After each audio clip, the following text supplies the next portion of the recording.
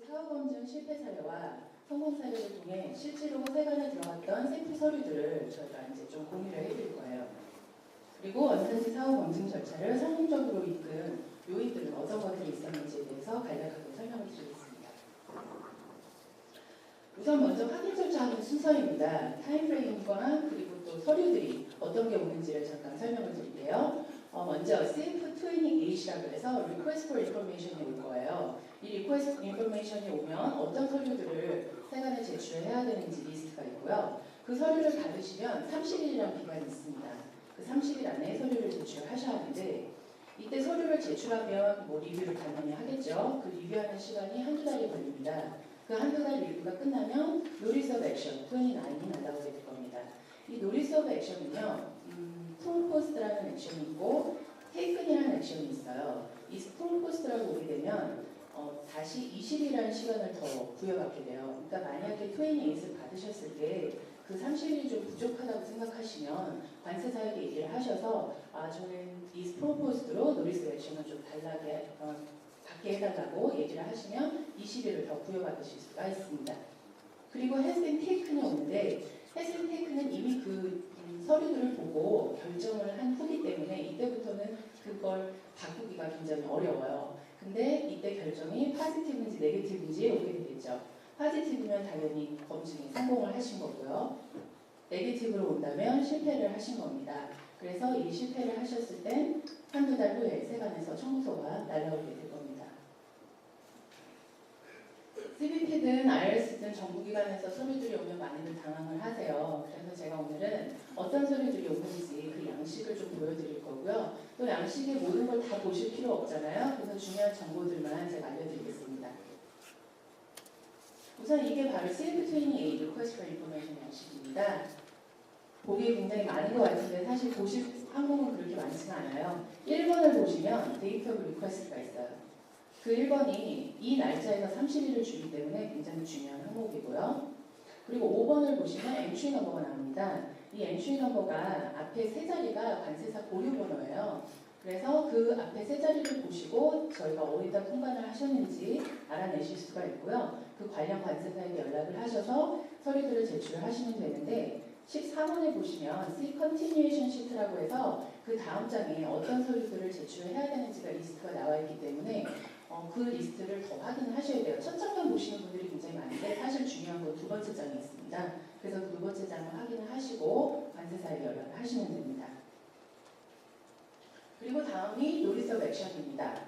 아까 말씀드렸다시피 이거는 두 가지 항목이 있는데요. is proposed라고 되어 있으면 20일을 더 부여받게 되고요. 이 20일 아래 더 정확한 서류들을 제출하게 되어 있으니까 이 시간을 좀 활용을 하셔야 되겠고요. 그리고 has been taken으로 온다면 이때부터는 이미 결정이 된 후기 때문에 이 결정을 바꾸실 수가 없고요. 파지티브인지 네게티브인지 결정이 돼서 오게 될 겁니다. 그리고 이 서류는 별로 보고 싶지 않은 서류일 텐데요. 세관 청구서입니다. 여기서 보실 항목도 엔트리 넘버가 제일 중요하겠죠. 그 엔트리 넘버를 보시고 또 다음은 그 특혜 관세 철폐 후에 나오는 금액 그 차액이 맞는지를 관세사하고 확인을 하셔야겠어요. 그래서 확인하시고 그 금액이 맞다면 2데이 전에 지불을 하셔야 하고요. 밑에 나와 있는 페어스 카피를 함께 책과 함께 보내시면 될 것 같습니다. 어마운트도 꼭 적어주셔야 하고요. 자, FTA 활용의 핵심은 원산지 증명서 작성이겠죠. 한미 FTA 원산지 증명서는 정해진 서식이 없습니다. 그러다 보니까 한국에서 한국 관세청에서 나온 서류를 권고 서식을 많이 쓰세요. 그게 왼쪽에 나와 있는 서식인데 사실 미세관에서 선호하는 양식은 오른쪽입니다.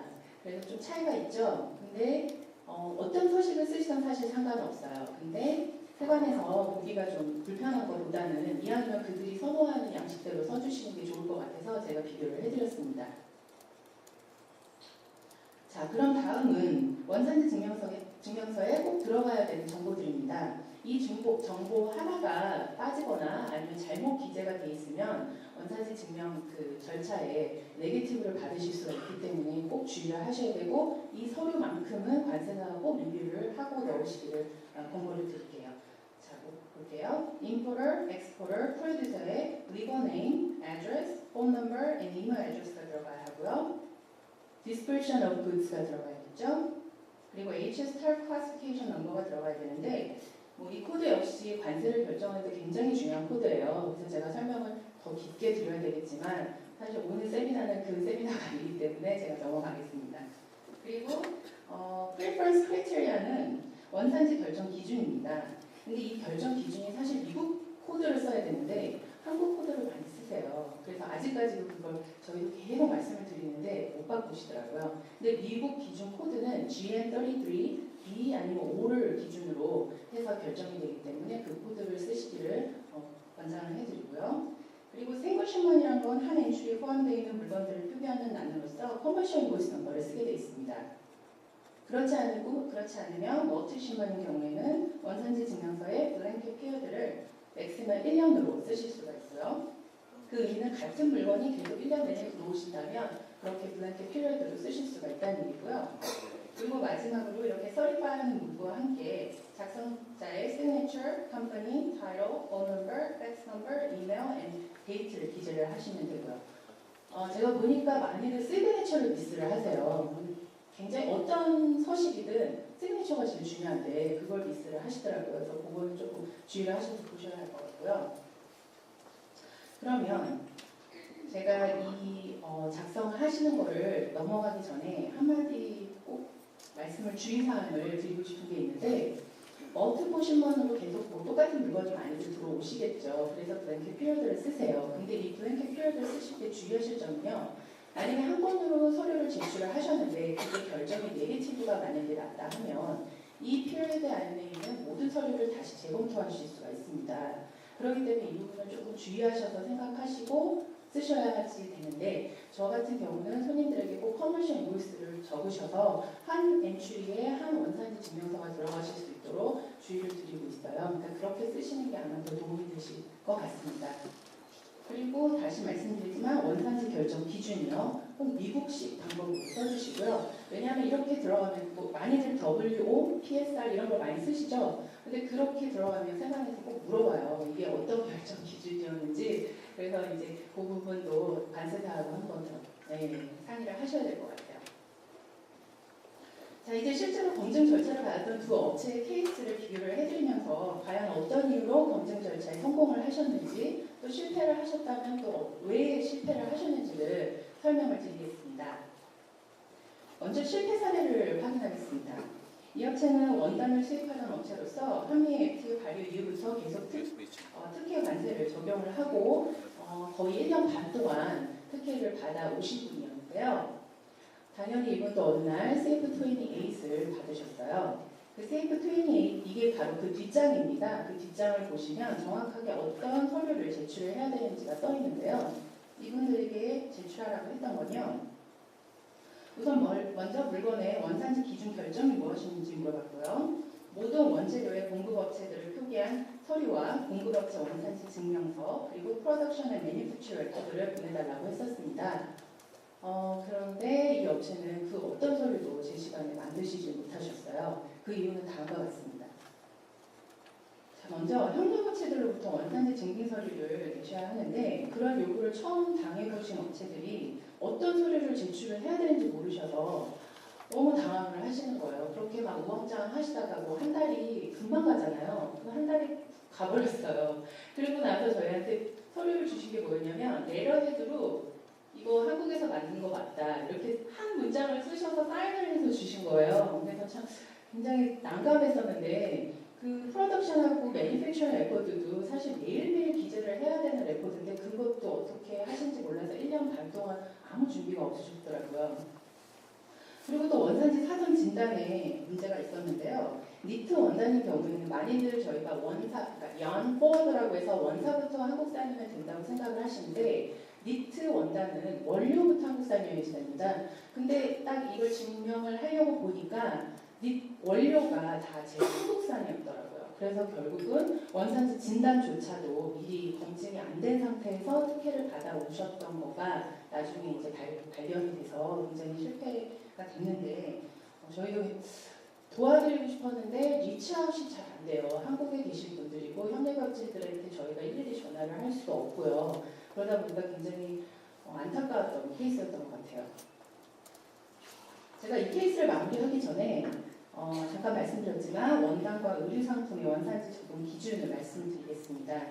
원산지 기준은 GN335 TCR이라고 해서 Tariff Change 룰을 적용을 하게 되어 있습니다. 그리고 영내가치 포함 비율이라고 RDC라고 하는데요. 많이들 저희한테 그렇게 물어보세요. 원산지 한국이 아닌 퍼센테이지가 뭐 몇 %고 뭐 한국에 있는 원산지 몇 %인데 이거 적용 가능합니까? 이렇게 물어보시는 질문이 바로 이 RDC를 물어보시는 거거든요. 근데 원단과 의류는 이 RDC 적용을 하실 수가 없습니다. 아까 말씀드렸듯이 얀포워드 룰을 적용을 하셔야 하는데요. 근데 니트 원단의 경우에는 파이버 포워드라고 해서 원료부터 한국산이라고 합니다. 그 부분을 주의를 하셔야겠고요. 그리고 세미나에 오시는 가장 큰 목적이겠죠. 이 컨택트를 받아가시는 게 목적이실 것 같은데 여기 나와 있는 위에 두 분이 바로 텍스타일 폴리시 브랜치에 계시는 포인트 오브 컨택이고요. 아래 계시는 세 분이 텍스타일 오퍼레이션 브랜치에 계시는 포인트 오브 컨택입니다. 혹시 받아 적으실 시간이 없으시면 나중에 저에게 연락을 하시면 보내드릴 테니까 걱정하지 마시고요. 자, 이번에 원산지 검증이 성공한 사례입니다. 저도 굉장히 프라우드하게 생각하는 회사인데요. 너무나 정리를 잘 해주셨어요. 그리고 제가 이렇게 비교를 하면서 느낀 건데 성공하신 업체들은 누가 뭐라고 해도 너무 깔끔하게 서류가 정리되어 있는 반면 실패하신 사례는 아무것도 없더라고요. 단 뭐 원산지 증명서 한 장 가지고 된다고 생각하시는 회사들이 실패를 많이 하세요. 그래서 그 부분 조금 주의하셔야 될 것 같고, 자, 이 업체는 자동차 부품인 우어 베어링을 수입하시던 업체였습니다. 보시다시피 세관에서 다음과 같은 서류를 요구했고요. 먼저 물품의 디테일 디스크립션, 일러스트레이션을 원했고, 그리고 그 물품으로 무엇으로 만들어졌고 어디에 쓰는지를 알고 싶어 했고요. 이 두 가지를 알고 싶은 이유는 아까 말씀드렸던 그 HS 코드가 제대로 적용이 됐는지를 보려고 하는 거였고요. 그리고 그 후에 언급되는 서류들이 바로 원산지 규정을 확인하고자 하는 서류들입니다. 제가 좀 많지만 순서대로 읽어드리도록 하겠습니다. Flow charts, technical specification, and other documents explain the manufacturing process. 그 물품이 어떻게 만들어졌는지에 대한 기술적인 진행 방법을 설명하는 서류를 원했고요. An explanation of how the goods meet the country of origin law. 원산지 기준 결정을 내린 이유를 설명하라고 했고요. List of all parts, materials, and components used in the manufacture of the goods and the countries of origin of each part, material, and component. 그 물품을 만드는 원자재의 각각의 원산지를 표기해서 달라고 했고요. A certification of origin or affidavit corresponding to each originating material. 그 원자재의 원산지 증명서를 요구했고요. List of the cost of all parts, materials, and components. 그리고 그 원자재 각각의 가격을 요구했고요. Bill of lading for the shipment. 이건 다 아시죠? 그리고 documentation to support goods remain under customs control while outside of a UK FTA party. 이걸 달라고 했던 이유는 이 물품이 캐나다를 경유해서 들어왔었어요. 그래서 저희가 캐나다에서 통관을 한 것이 아니고 미국에서 통관을 했다는 서류를 증명을 했고 트랜스퍼 서류를 보여줘서 해결을 했습니다. Purchase of orders and proof of payment, PO와 거래 명세서를 요구했고요. Documentation pertaining to assets, inventory management methods, indirect materials, and etc. 정말 많은 서류 드린 것 같은데 듣기만 해도 좀 머리가 아프시죠? 이런 서류들이 어떻게 들어갔는지를 샘플 서류와 함께 알려드리도록 하겠습니다. 자, 먼저 usage of commodity. 이 부분은 아까 말씀드렸듯이 HS 코드를 어떻게 제대로 적용을 했는지를 확인하는 부분이었는데 제가 설명드리기 전에 좀 서류가 상태가 양호하지가 않은 점 이해 바랄게요. 저희가 오리지널 다큐멘이 다 세관에 제출된 후에 이런 세미나 준비를 하게 돼서 스캔된 서류밖에 없었어요. 그래서 좀 화질이 안 좋은데 이해해 주시고요. 그리고 회사 이름은 컨피덴셜리티 때문에 다 가렸습니다. 그리고 다음은 이렇게 나머지 요청한 서류들에 대해서는 커버시트와 함께 리스트를 정리를 해서 바인더에 묶어서 하나하나 세관이 보기 좋게 들어갔습니다. 이런 부분도 사실 굉장히 중요해요. 왜냐하면 세관원들도 사람이잖아요. 서류를 봐야 되는데 너무 지저분하게 주시면 보는 사람도 사실 처음부터 짜증나요. 보기도 싫고. 그러니까 그래서 제대로 이렇게 깔끔하게 정리를 해서 주시는 게 도움이 될 것 같습니다. 자, 원산지 증명서부터 볼게요. 여기 보시면 place attachment이라고 하셔서 뒷장에 적어주셨는데요. 원산지 결정 기준은 또 한국식으로 표기를 이렇게 하셨더라고요. 그래서 업데스한테 전화가 왔길래 저희가 GN33 087.3였다고 얘기를 해서 적어서 다시 보냈고요. Manufacturing Process Flow입니다. 이 부분 역시 이렇게 일러스트레이션과 함께 준비를 하셨는데 보시다시피 각각 파트들의 forging, turning, assembly 등으로 만들어졌다고 해서 물품이 완성되어져 가는 방법을 알려주는 찰트입니다.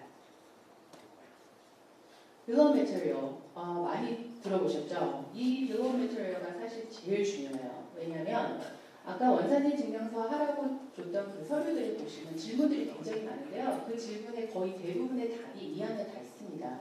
그렇기 때문에 사실 세관에서는 이 서류를 제일 많이 본다고 저는 생각을 하고요. 보시면 각각 물품의 파트들의 HS 코드를 적어주셨고요. 원산지와 서플라이어를 기록을 하셨고요. 제가 가려놓은 부분들이 다 서플라이어 부분들입니다. 그리고 이때 반류도 적어주셨고요.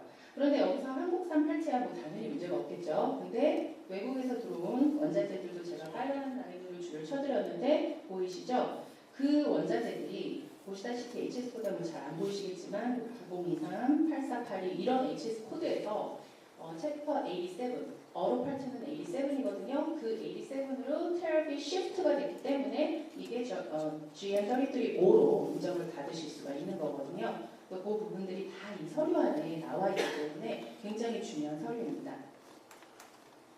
그리고 아까 제가 가려놨던 그 서플라이어들로부터 each 서플라이어요. 그러니까 한 분도 빠지시면 안 되고요. Statement of Origin이라고 해서 원산지 증명서를 현장업체들로부터 다 받으셨고요. 그리고 이 물품에 대한 거래 명세서도 기재를 해서 보내주셨고요. 그리고 아까 그 Bill of Material에 나왔던 수입된 물품들은 멕시코면 멕시코, 차이나에 전화하셔서 받아내기가 힘드시잖아요. 그런 경우에는 수입신고 수리 내역서를 제출을 하셔도 괜찮습니다. 그러니까 이거는 기억을 하시면 좋을 것 같고요. 그리고 여기서부터는 Production and Manufacturing Record예요. 제가 아까 원단 얘기할 때 실패 사례로 Production and Manufacturing Record가 못 들어갔다고 했는데 굉장히 심플하게 생각하시면 매일매일 내가 작업하는 레코드를 적어 놓으시면 됩니다. 그렇게 어려운 작업은 아니에요. 그게 뭐 굳이 엑셀로 안 돼 있어도 되고요. 오늘 원단을 내가 몇 야드를 만들어 놨고 그게 언제 생산이 됐고 생산한 사람이 누군지 사인을 다 받아 놓으시면 문제가 없어요. 그게 바로 프로덕션 매니팩처링 레코드거든요. 여기도 보시다시피 팔트별로 정리가 되어 있고요. 생산 날짜와 생산량이 적혀져 있는 자료거든요. 그렇게 특이한 자료는 아닌데 준비하시는 게 양이 많으시죠. 한꺼번에 하시면 힘드실 것 같고요. 자, 그 다음 부분은 물품의 인벤토리 매니지먼트입니다. 제가 알기로 이 회사는 그러니까 다른 회사를 돈을 주고 사셔서 이 라지스틱 스탠다드에 대한 이 매뉴얼을 준비를 하셨다고 제가 얘기를 들었어요. 그러니까 저희도 세티팩을 준비를 할 때 그 매뉴얼을 준비를 하거든요. 근데 회사에 모두 매뉴얼이 있듯이 이렇게 준비를 해놓으시면 나중에 이렇게 쓰실 수가 있기 때문에 도움이 되리라고 생각을 하고요. 그리고 여기서부터는 회사 내부적인 서류들이 많기 때문에 제가 조금 빨리 설명을 하고 넘어가도록 하겠습니다. 자, 다음은 매트리얼 플로우 차트인데요. 매트리얼 플로우 차트도 마찬가지로 물품이 어떤 창고에서 어떤 창고로 왜 언제 옮겨졌는지에 대해서 상세하게 그림으로 보내주셨고요. 그리고 다음은 오퍼레이션 펄 존이라고 해서 공장의 구석구석 어떤 용도로 쓰여졌는지에 대해서 나와 있고요. 이건 역시 스토리지 매니저를 보여주는 서류들이고요. 라지스틱 스탠다드 per process라고 해서 프로세싱마다 라지스틱 경유를 만들어 주셨고요. 들어오고 나가는 모든 물품의 업무 매뉴얼까지 이렇게 적어 주셨습니다. 이 다음 역시 마찬가지고요. 그리고 이 부분은 완제품이 붙이게 되는 shipping tag, specification tag, and production tag에 대한 사진들입니다. 자, 그리고 마지막으로 생산이 끝난 물품의 shipping, packing, assembly에 대한 매니지먼트 레코드를 정리를 이렇게 해주셨네요. 이거는 낫의 표기 기준법을 적어주신 거고요. 자, lot management standard라고 해서 회사 내 시스템에서 출력한 기록들이에요. 특별한 서류가 아니고요. 매일매일 하시는 기록들이 있잖아요. 그 부분들을 출력을 한 기록들입니다. 그 다음도 마찬가지고요.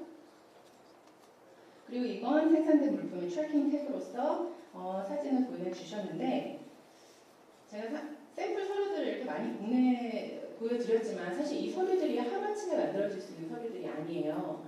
거의 100장이 넘게 들어간 걸로 저는 봤고요. 제가 이걸 보면서 정말 워낙에 너무 깔끔하게 들어가셔서 리뷰 시간도 굉장히 짧았어요. 원래는 한 달에서 2달 정도 리뷰를 하는데 이 케이스는 한 달도 안 돼서 파지티브 결정이 났습니다. 그리고 그동안의 수고와 노력이 너무 많이 엿보였던 케이스였고 이걸 통해서 저도 다른 업체들이 과연 이렇게까지 준비를 하고 계시는지 제가 생각을 많이 하게 했던 케이스였고요. 자, 여기서 제가 원산지 사업 검증 절차의 성공으로 이끌 수 있는 요인들을 말씀을 간단하게 드리겠습니다. 가장 중요한 건 관세사와의 원활한 소통일 겁니다. 저희가 세관과 수입자 중간에서 원활한 소통이 이루어질 수 있도록 했기 때문에 관세사에게 필요한 서류들에 대한 조언을 얻으시고 적시에 세관의 서류가 제출될 수 있도록 하는 것이 첫 번째 성공 요인이겠죠. 그리고 수입자나 수출자는 정확한 원산지 결정 기준을 확인을 하셔야겠고요. 그에 따르는 증빙 서류를 보관을 하셔야 합니다. 또한 공급업체 원산지 증빙 서류 가이드라인을 미리 제공을 해주셔서요. 아까처럼 실패했던 케이스처럼 우왕좌왕 하시다가 시간이 가버리는 불상사는 막으셔야겠습니다. 그러려면 꾸준히 협력업체 원산지 관리 지원도 해주셔야겠고요. 그리고 사내 원산지 관리 매뉴얼을 만드시는 게 어떤가 저는 생각을 해요. 이건 뭐 회사마다 다 매뉴얼이 틀리기 때문에 아까 제가 샘플을 뭐 빨리 보여드렸지만 만들어 놓으시면 분명히 도움이 되실 거라 생각을 합니다. 그리고 근거 자료는 최소 5년을 보관을 하셔야겠고요.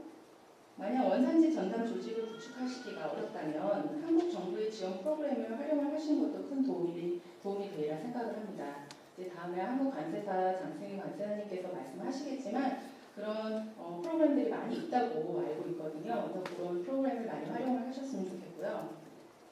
다시 말씀드리지만 중요한 건 관세 특혜를 받으시는 만큼 수익자분들은 증빙 서류를 미리미리 준비해 두셔야 하는 책임이 있습니다. 세관에서 서류 요청이 올 때까지 기다리지 마시고요. 지금이라도 당장 돌아가시면 대책위원회를 마련하시는 것을 부탁을 드려요.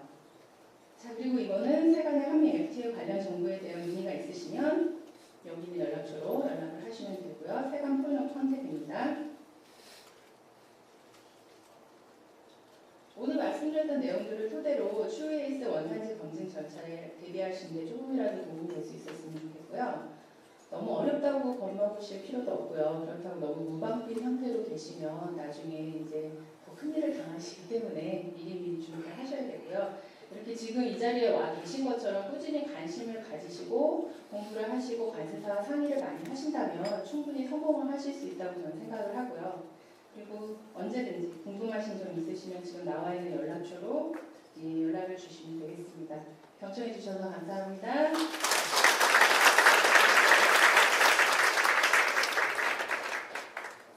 제임 간사님, 정말 우리 국제들이 대접해야 할 매우 실무적인 특단 내용을 잘 설명해 주셔서 감사드립니다. FTA를 활용하기 위한 실패 요인과 성공 요인을 아주 잘 대비해서 설명해 드리겠습니다. 다음은 우리 교국에서 와주신 한국의 장승희 관세사님을 모시고 한국 기업의 FTA 활용 사례를 들어보도록 하겠습니다. 한국의 FTA 회장을 지도로 한국 기업의 FTA 활용 사례를 소개하면서 기업들이 한미 FTA를 사용할 때 어떤 것이 성공적이 되는지 한국 관세사의 시각에서 생생한 체험 사례를 바탕으로 설명을 해주시겠습니다. 한국의 장승희 관세사님은 한국의 가장 유수있고 최대 통합법인의 하나인 신한관세법인의 대표 관세사이며 현재 한국 정부의 FTA 국내대책위원회 민간정부위원, 한국관세청의 관세심사위원회 위원, 관세청 품목분류위원회 위원을 맡고 있습니다. 이 세미나를 위해서 멀리에서 와주신 장승희 관세사님께 큰 환영의 박수를 부탁드립니다.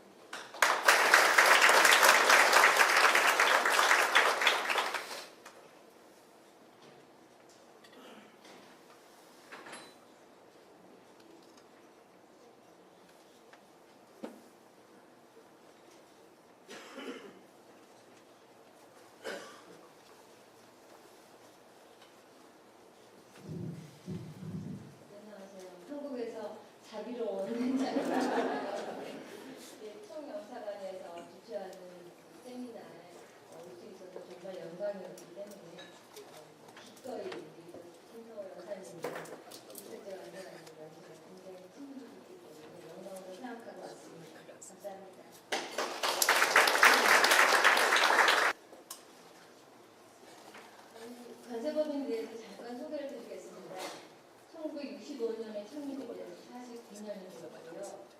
26년 이상 근속 중인 통관 전문가들의 위기 대처 능력하고 공채 출신의 젊은 관세사들의 신선한 아이디어 그리고 세관 출신 관세사들의 경험과 다양한 네트워크를 바탕으로 부활하게 업무를 진행하고 있습니다.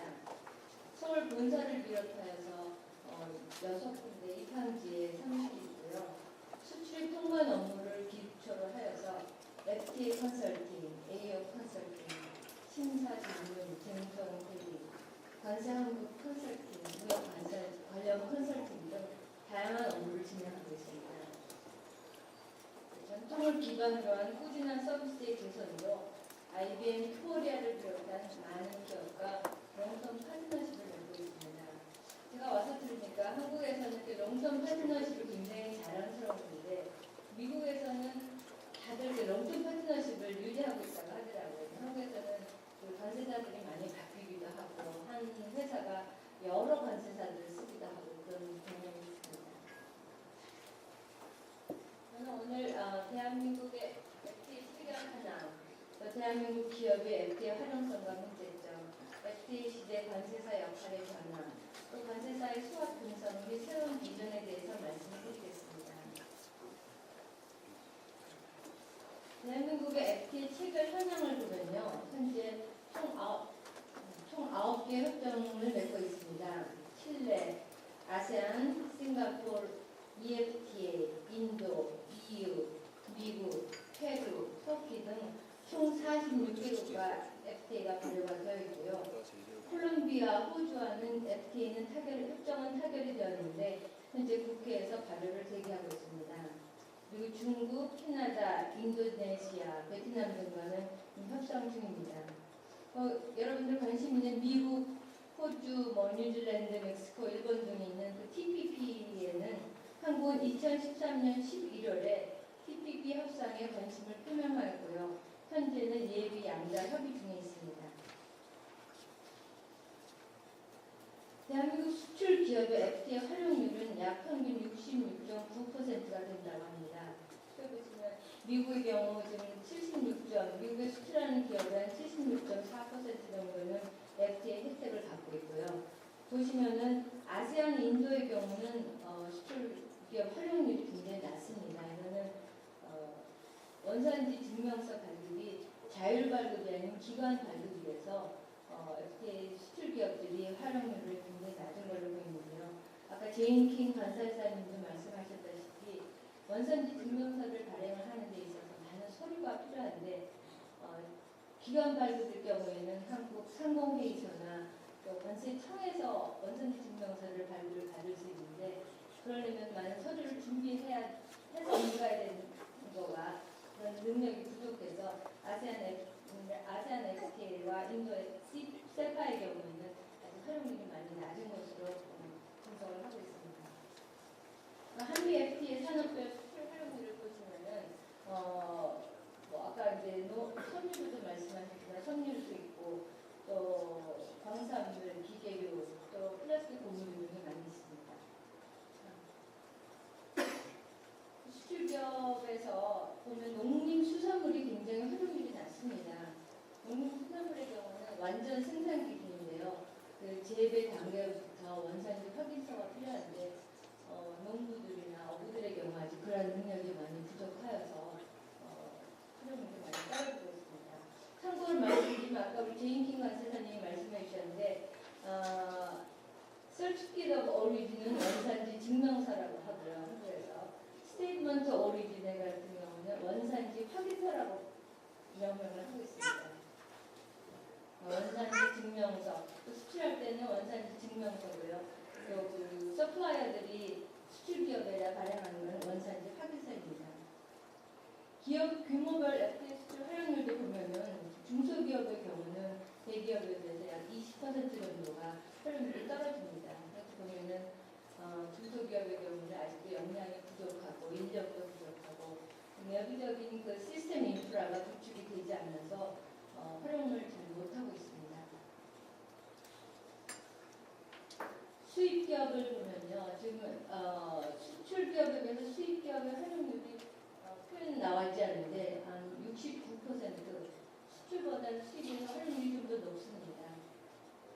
우리나라 정부는 FTA가 정착되고 안정화 단계에 이른 작년부터 수입 물품에 대한 사업 공정을 확대하고 있습니다. 그러나 중소수출기업에 대한 FTA 정부 지원 사업은 활발하게 진행되고 있는데요. 수입 업체에 대한 그 컨설팅 지원 사업은 전무한 상태입니다. 따라서 중소수입업체는 해외 수출업체가 제공한 정보만을 믿고 FTA 세율을 적용하고 있는데요. 자체적으로 검증에 대비한 정보 능력이 부재하기 때문이죠. 이러다 보니까 2013년 수입 검증, 사업 검증에서 추징 위반된 사례가 많이 있었습니다. 2012년에 비해서 약 1.5배 정도가 2013년에 증가가 되었고 2013년 그 수치는 3분기 1월부터 9월까지만인데도 1.5배가 증가된 것을 볼 수가 있습니다. 수입기업은 그 사업 검증에 대한 조기가 많이 필요하죠. 다음은 FTA 활용 사례를 말씀드리겠습니다. 아까 우리 김 관세사님이 보여주신 사례가 저희가 컨설팅한 데가 아닌가 하는 생각을 했는데요. 저희가 컨설팅하는 회사 중에 하나도 자동차 에어백을 제조하는 A사였습니다. 차량용 에어백을 수출을 하고 있었는데 한미 FTA 타격으로 협상이 가려된 후에 수입 업체로부터 요청이 와서 원산지 증명서를 발급을 해야겠습니다. 저희 신형관세법인 들어가서 FTA 원산지 환경부터 검토를 하였습니다. 말씀하신 대로 HS 코드를 먼저 다시 한번 확인하고 결정을 했고요. 8708.95에 부여되더라고요. 그 양어 품목 여부를 확인했을 때 대상인 것을 확인했고 실행세율이 현재는 2.5%인데 협정을 적용받으면 0%가 된다는 것을 알 수 있었습니다. 그리고 원산지 결정 기준은 3번 분류 기준이었고요. 그래서 저희가 BOM을 들여다봤습니다. 아까 이제 말씀을 해주셨는데요. BOM을 보니까 주 물품이 주 재료가 인플레이터, 커버, 쿠션 등이더라고요.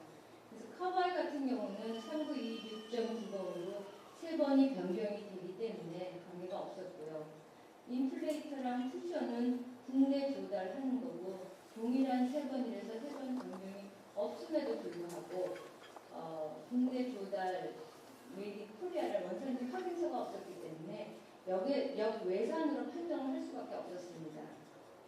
그래서 저희 컨설턴트들이 원산지 충족을 위한 해결 방안을 제시해드렸죠.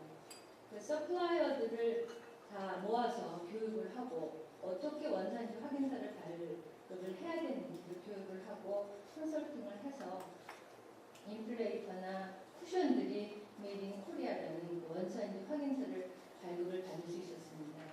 그래서 A사회 같은 경우는 수출 시에 영내산 판정으로 원산지 증명서를 발급을 할 수 있었죠. 그래서 관세 실익을 보면은 아까 말씀드린 대로 2.5%가 0%로 내려가기 때문에 FTA 적용 효과는 1억 수출 시에는 약 250만 원이지만 A사의 경우 연간 미국 수출액이 약 50억입니다. 그래서 FTA 적용하여 절감하는 관세액이 약 1억 2,500만 원으로 추정되기 때문에 A사의 경우는 굉장히 많은 혜택을 받고 있습니다. 다음은 B사입니다. B사는 화장품 유통회사로서 요즘 한류 열풍으로 우리나라에서 아세안, 중국, 동남아시아 쪽으로 엄청나게 화장품이 수출되고 있거든요. 그리고 한국 화장품의 인기가 굉장히 높다고 하더라고요. 그래서 태국 진출을 위해서 FTA 원산지 증명서가 발급이 필요했습니다. 그러나 한 아세안의 경우에는 아까도 말씀드렸다시피 기관 발급이기 때문에 자료가 완벽하게 준비가 되어야지만 원산지 증명서를 발급을 할 수가 있었거든요. 저희가 보니까 B사 같은 경우는 화장품 유통회사 자체적으로 제조하는 게 아니라 20여 개 공급 업체로부터 화장품을 구매해서 태국으로 진출할 예정이었습니다. 저희가 20여 개 업체들을 모두 모아서 교육을 하고 원산지 확인서를 발급을 갈 수 있는지를 저희가 확인을 해주고요. 그래서 20여 개 업체로부터 원산지 확인서를 받아서 화장품 유통회사인 B사는 원산지 증명서를 발급을 받을 수 있었습니다. 그래서 태국으로 수입을 할 수 있게 되었고요. 그에 따라서 지금 현재 태국에서는 삼성공사점 10에 분류되는 리스티게이션으로 실행세율이 30%입니다. 굉장히 높죠. 근데 FTA 협정세율을 적용받으면 12%로 많이 내려갈 수 있어서 1억 수출할 경우에 FTA 적용 효과는 180만 원입니다. 그러나 이 3304.10은 매년 관세율이 3%씩 인하되게 되었습니다. 2017년에는 0%가 되기 때문에 향후 2차의 FTA 효과는 더욱 증대될 것으로 생각을 하고 있습니다. 그리고 이 원산지 증명서는 이제 기관 발급으로 관세청에서 발급을 했네요. 이렇듯이 저희 과거에 관세사, 현재도 아직도 많은데 한국의 관세사의 역할은 수출입 통관 대행을 이제 전문으로 하면서요. 다른 업무들은 이제 부수적으로 소극적으로 진행을 하고 있었습니다. 그런데 무역 환경이 변화됨에 따라서 관세사의 역할도 통관 대행뿐만 아니라 관세 분야의 전문 컨설턴트로 변할 여지가 생겼습니다. 현재 관세사의 역할은 수출 통관 대행에 더하여 FTA 컨설팅, AO 컨설팅, 기업 심사 컨설팅, 관세 무역 컨설팅 등이 있습니다. AO가 미국에서는 시티팻이라고 하죠. WTO에서는 AO로 명명이 되었습니다. 특히 FTA 시대 컨설턴트로서 관세사의 역할을 보면 첫째, 제가 키가 작습니다. 첫 번째는 FTA 원산지 판정 및 원산지 증명서를 발급 대행이 있습니다. 각 협정별로 원산지 판정들이 상이하기 때문에 기업들이 혼자서 자체적으로 판정을 하기는 어렵고요. 관세사의 도움이 필요하다고 생각합니다. 두 번째, 기업체의 그 FTA 외부 원산지 관리 전산자가 될 수 있습니다. 미국 같은 경우는 달리 저희 한국과 EU 간의 FTA 경우에는 원산지 인증 수출자 제도라는 것이 있습니다. 그래서 6천 유로 이상을 수출할 경우에는 원산지 인증 수출자가 되어야 되는데 매년 정기적으로 갱신을 하여야 되고 이거는 기업에서 혼자 할 수 있는 게 아닙니다. 그래서 관세사가 외부 원산지 관리 전담자가 되어서 서포트를 하고 있습니다. 세 번째로 원산지 관리를 위해서는 아까 비행기 관세사님도 말씀하셨지만 그 중견 기업 이상에서는 내부적으로 시스템 구축을 하고 있습니다. 시스템 구축 컨설턴트 역할도 저희는 하고 있고요. 또 정부 부처에서 많은 그 중소기업이나 FTA 활용 사업이 있는데 거기에서도 저희는 이제 컨설턴트로 역할을 하고 있습니다. 그리고 네 번째로 가장 중요한 게 사후 검증에 대한 조정입니다. 기업들이 더구나 한미 FTA의 경우 자율발급이기 때문에 아무런 거리낌이 없이 당연히 미국산이다, 당연히 한국산이다 하고 자료를 제공하고 있는데요. 그 사후 검증을 대비해서는 많은 그 가이드라인에 따라서 서류를 준비하여야 되고 제출을 해야 됩니다. 현실적으로 관세사의 수원을 분석해봤습니다. 통관 업무와 FTA 업무가 연계가 된다는 것이 가장 스트롱한 포인트고요. 원산지 증명이 통관과 연계가 되고 또 원산지 판정의 기초는 AGS 코드이기 때문에 관세사에게 굉장히 강점이 되고 있고요. 또 FTA가 지속적으로 활성화가 되고 있습니다. 그리고 원산지 판정의 중요성이 더욱 증가되고 있기 때문에 관세사에게는 굉장히 중요한 기회가 되지 않나 생각합니다. 그럼에도 불구하고 원산지 증명서를 발급하기 위해서는 RBC뿐만이 아니라 세 번 변경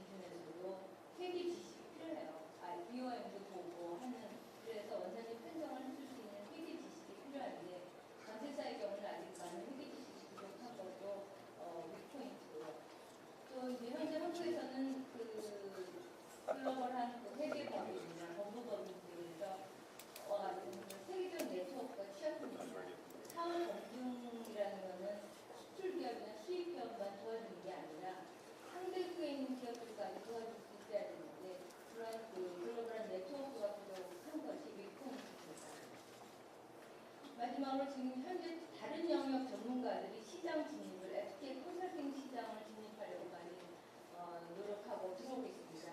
그 회계법인 같은 경우는 지금도 그 사업 법률 업무에서 많은 서포트를 하고 있고요. 그다음에 또 아까도 말씀드렸다시피 시스템 컨설턴트 등타 영역 전문가들도 시장 진입을 하고자 많이 노력을 하고 있습니다. 전체사의 흐름 비전이라고 했는데요. 말씀드렸다시피 고유 업무가 밑바탕이 된 그 전문 지식의 배양이 가장 중요하고요. 빠른 환경 변화에 신속히 대처해야 됩니다. 환경이 무역 환경이 급속도로 변하고 있는데 예전에 난 이렇게 잘해왔어 하고 안주하고 있으면은 안주하고 있다는 것은 후퇴가 된다고 저는 생각을 합니다. 그래서 원산지 관리 지식도 꾸준히 배양을 해야 되고 전산 관리 시스템에 대한 지식도 배양을 해야 됩니다.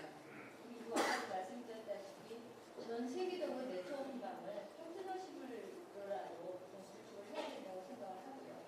그리고 관세사 스스로가 우리의 서비스 가치에 대해서 높이 평가하고 할 필요가 있는 것이 저는 관세사가 해야 한다고 생각을 합니다.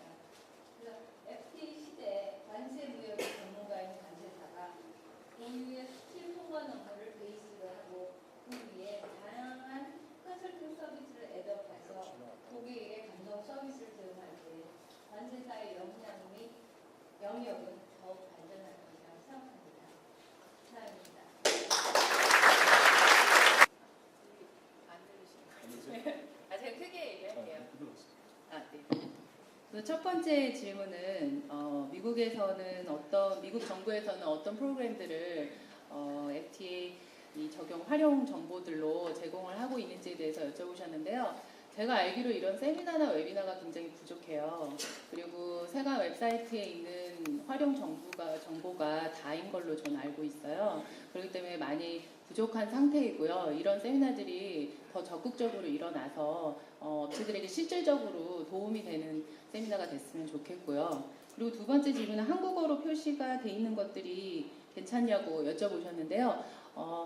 그런 아까 제가 보내드린 샘플은 거의 대부분 회사 출력 자료들이고 하기 때문에 굳이 영문으로 트랜스레이트 안 하셔도 되고요. 저희가 이제 부연 설명을 또 많이 해요, 중간에서. 그렇기 때문에 괜찮습니다. 근데 아까 얘기하신 것처럼 뭐 스테이트먼트 오브 오리진이나 이런 것들은 밑에다가 저희가 이제 기재를 해드려요.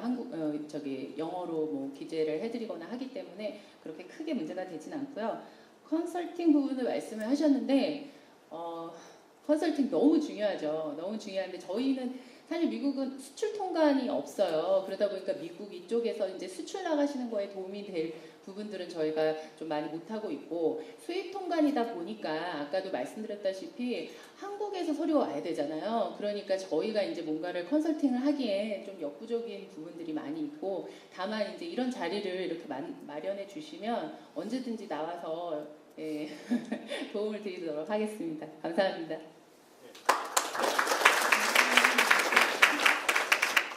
예, 감사합니다. 사실 이 자리에 우리 CBP에서도 나와 계시는데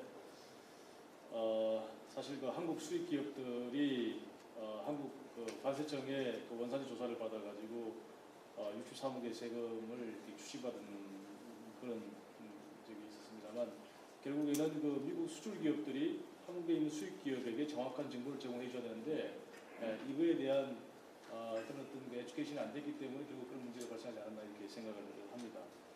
다음으로 장승희 관세사님 발표하신 내용 중에서 2013년도에 미국산 수입 물품에 대한 한국 세관의 원산지 검증 결과 그만 말씀드린 약 64억 원의 관세를 추징한 것으로 이렇게 설명했습니다.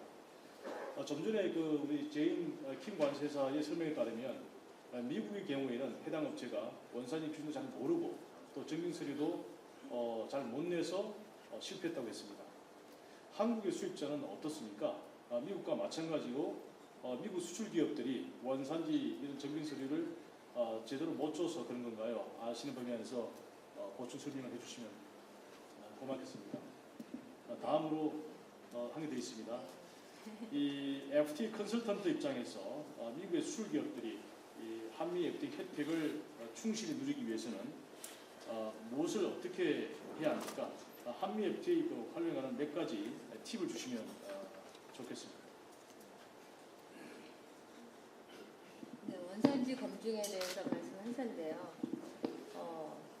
정말 그 수출하는 회사들이 자료를 충분히 준비를 하고 보관을 하고 있으셔야지 수입하는 기업들이 혜택을 받을 수 있습니다. 근데 아까 제인킹 간사장님도 말씀을 하셨지만 FTA는 이제 특혜적으로 세율을 낮게 적용을 받는 거이기 때문에 그만큼 또 해야 할 책임과 의무도 많이 있는데 아직들도 많은 기업들이 그런 해야 할 책임 의무에 대해서는 생각을 하시지 않고 특혜만 받으시려고 한 거가 문제가 있는 것 같아요. 그래서 우리가 보험을 드는 것 같이 처음에는 좀 어렵지만 시스템을 만들어 놓고 서류를 준비해 놓으면은 얼마든지 그거는 그 한국에서도 또 미국에서도 특혜 세율을 적용받아서 그 기업의 활용률이 더 높아지고 발전을 할 수 있을 거라고 생각을 합니다. 두 번째로 그 사후 검증에 대해서 말씀하셨는데 제가 지난번에 한 그 심사위원회 들어갔더니 한미 FTA를 적용받아서 수입한 업체들하고요. 그래서 한국에서 공무원들이 세관원들이 미국에 와서 과수원을 방문을 했어요.